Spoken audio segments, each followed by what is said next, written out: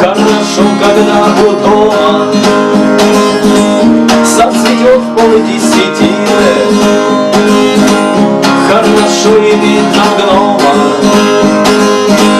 добрый ужин, ножки сыра, взрослой силы веру жира, в жилах тихое тепло. В общем, жизнь здоровой, не мотаясь по миру, как по осени трепло. Нет судьбы бездомной лишь, мало радости хоть на день, под чужой остаться крышей, где и темным ликом складе. И устав, расставив ноги, смотрит, что за человек.